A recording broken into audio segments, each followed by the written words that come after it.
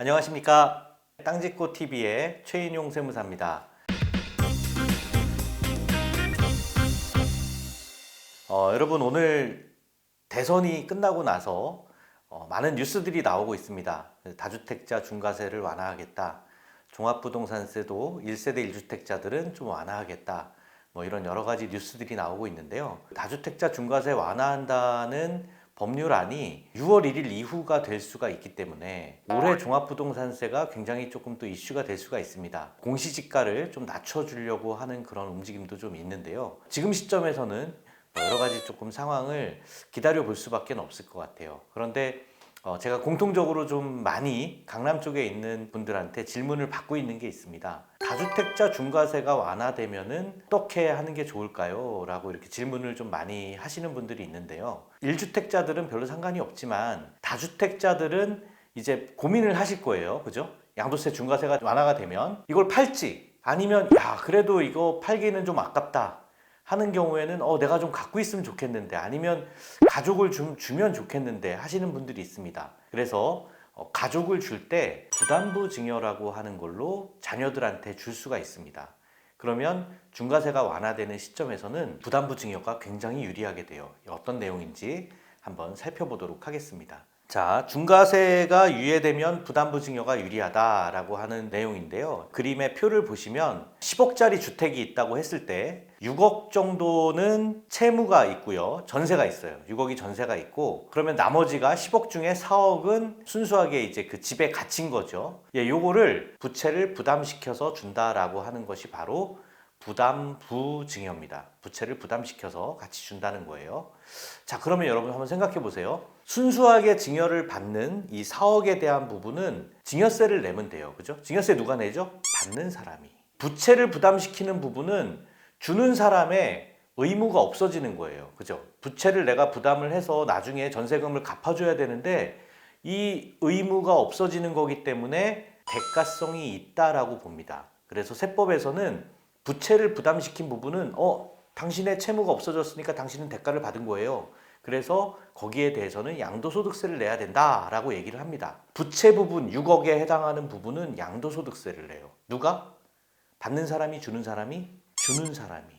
증여세는 받는 사람이 증여세를 내고요. 부담부 증여는 주는 사람이 양도세를 냅니다. 그래서 세금이 둘로 나눠져요. 그냥 순수하게 증여를 하면 10억에 대해서 다 증여세만 내면 되는데 요거는 증여세와 양도세로 나눠져요. 그러면 어떻게 되죠? 내가 10억을 다 증여세로 내려면 세율이 좀 높았잖아요. 이게 좀 낮은 증여세율로 좀 낮출 수가 있고 양도 같은 경우에는 중과세가 안 된다고 하면은 굉장히 세금이 좀 낮아질 수가 있습니다. 특히 1세대 1주택이신 분들 낮아지죠. 또 취득가액이 높으셨던 분들 낮아지죠. 그래서 이 부담부 증여는 우리 양도소득세 중과세가 없어지면 굉장히 활용해 볼 수 있는 가장 좋은 절세 방법 중에 하나예요. 자, 요거는요 왜 또 유리하냐면 취득세 측면에서도 굉장히 유리합니다. 한번 그림을 볼까요? 자, 증여한 부분은요 취득세를 낼 때 증여한 사람의 주택수를 기준으로 판단을 합니다. 지금 현재 취득세가 그렇게 돼 있어요. 그래서 조정지역이고 또 시가표준액 3억 이상인 지역에서는요 12% 중과세가 돼요. 다주택자들 같은 경우에. 그럼 다주택자들은 증여하기가 굉장히 어려웠잖아요. 그죠? 취득세 때문에 어려웠어요. 증여세는 얼마 안 나오더라도. 그런데 부담부 증여로 하면 채무 부분은 매매를 한 거라고 봤잖아요. 증여가 아니에요. 그러니까 매매이기 때문에 일반 세율로 증여받는 사람이 1주택자면 증여받는 사람의 일반적인 세율로 과세를 합니다. 그래서 취득세도 굉장히 낮아질 수가 있어요.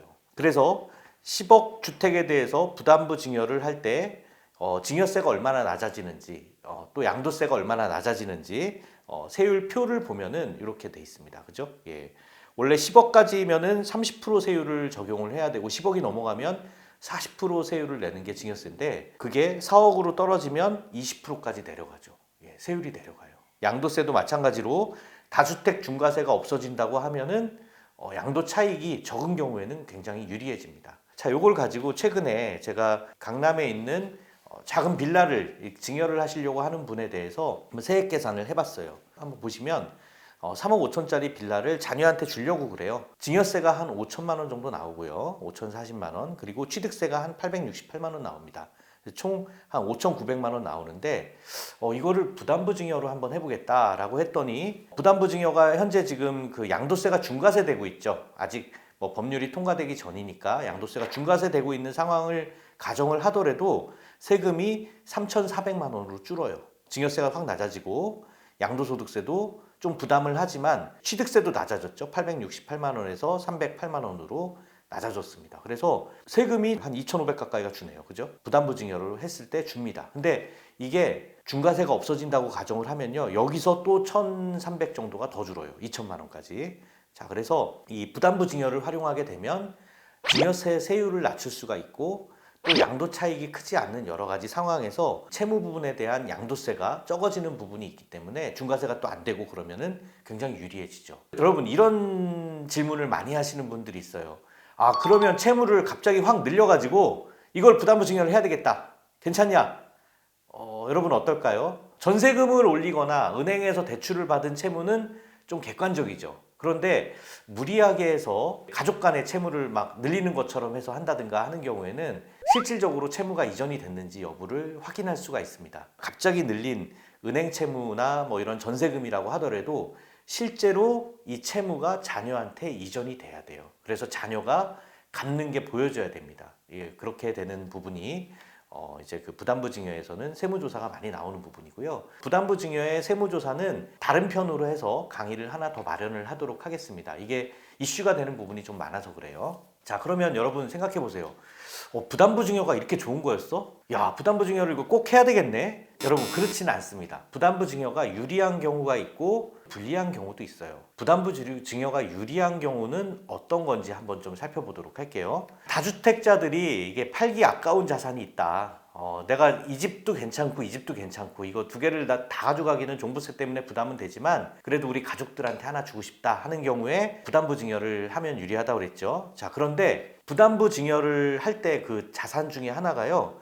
1세대 1주택 대상이다. 그러면은 부채를 부담하는 부분이 양도세인데 양도세가 있어요, 없어요? 1세대 1주택 비과세면 없죠. 그러니까 1세대 1주택 비과세로 되는 부분은 부담부 증여를 하면 세금이 0이 돼요.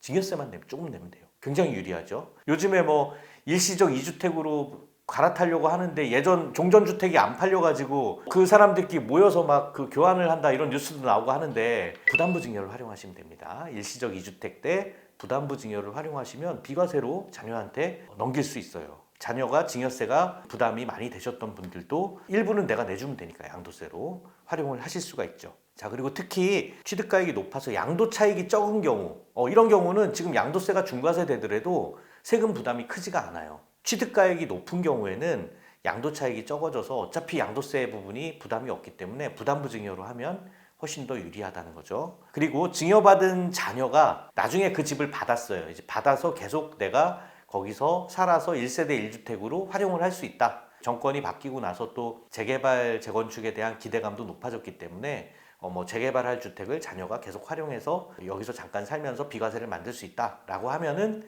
그런 것들 주시면은 굉장히 유리하죠. 자, 이런 것들은 부담부 증여가 굉장히 유리한 케이스입니다. 자, 그런데 부담부 증여를 하면 안 되는 케이스들도 있어요.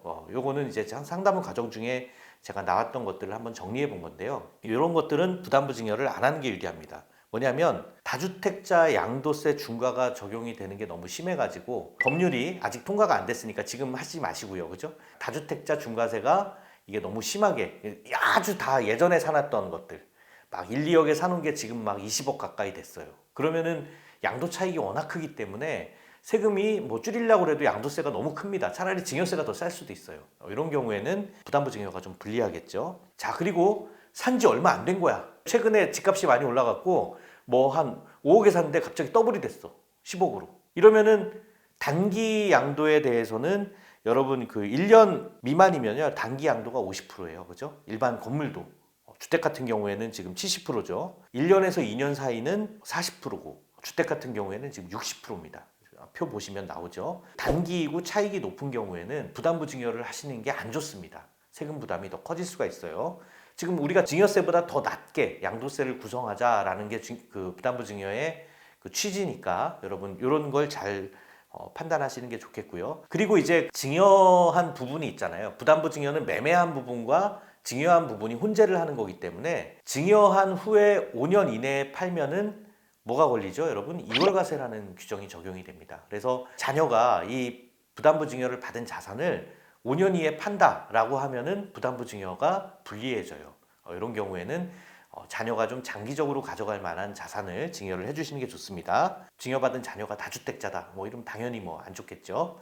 예, 그래서 부담부 증여가 불리한 케이스들도 있으니까 여러분 본인이 이걸 하면 유리할지 불리할지를 잘 판단을 하셔서 전문가하고 상담을 좀 받으시면 답을 아마 좀 보실 수가 있을 것 같습니다. 대부분은 부담부 증여가 유리한 케이스가 많아요. 그래서 지금부터 미리 이제 내년에 또 취득세가 그 시가로 과세를 하잖아요. 지금까지는 이제 공시가액으로 과세를 하는데 2023년 1월 1일부터는 좀 이제 시가로 과세를 하는 걸로 지금 개정안이 나와 있기 때문에 이게 바뀌지 않는다라고 하면은 다주택자들은 올해 안에 정리를 하시는 게 유리할 수가 있습니다. 그런데 이거를 판단하다 보니까 부담부 증여를 다 할 수 있는 게 아니에요. 서울에서는. 왜냐하면요, 토지거래 허가구역이라고 하는 그런 제도를 또 만들어 놨습니다. 참 여러 가지 많이 해놨죠. 그래서 이 토지거래 허가구역이 원래는 청담동, 삼성동, 잠실동, 대치동, 여기에서는 매매로 인한 경우에는 거기서 사업을 하거나 거기서 살아야지만 지금 토지거래 허가가 나와요. 순수한 증여는 괜찮습니다. 그냥 증여만 하는 거면은 거기서 살지 않더라도 증여가 가능한데, 매매의 경우에는 살아야지만 가능해요. 그러니까 부담부 증여를 하려면 지금 우리 매매 부분이 있잖아요. 그래서 요 동네에 되시는 분들은 부담부 증여를 하기가 좀 어려울 수가 있습니다. 자, 그런데 이게 그 강남에 이런 몇 개 동만 있는 게 아니라 좀 토지거래 허가구역이 2021년 4월 21일 날 몇 개가 더 생겼어요. 어디냐? 압구정 아파트지구, 또 영등포구에 있는 여의도에 아파트 몇몇 단지가 있습니다. 그 다음에 목동에 있는 택지개발지구, 성동구에 있는 성수동 전략정비구역, 이런 데들은요 토지거래 허가구역이기 때문에 실제로 들어가서 산다라는 확인이 없으면 토지거래 허가가 안 나요. 그래서 부담부 증여가 안 됩니다. 이런 데는 우리가 최선으로 할 수 있는 게 일반 증여고요. 이게 보통 지금 토지거래 허가구역이 1년마다 연장되고 하는 부분이 있기 때문에 집값의 급등 사유가 없다라고 한다면 이것도 아마 해제가 되지 않을까 이런 생각을 합니다. 어떻게 될지는 여러분들 그 미래의 일이기 때문에 이 동영상 보시는 시점에서 한번 요거까지 체크하셔서 결정을 하시면 되겠습니다. 예, 오늘은 부담부 증여로 절세하는 방법에 대해서 같이 알아봤습니다. 감사합니다.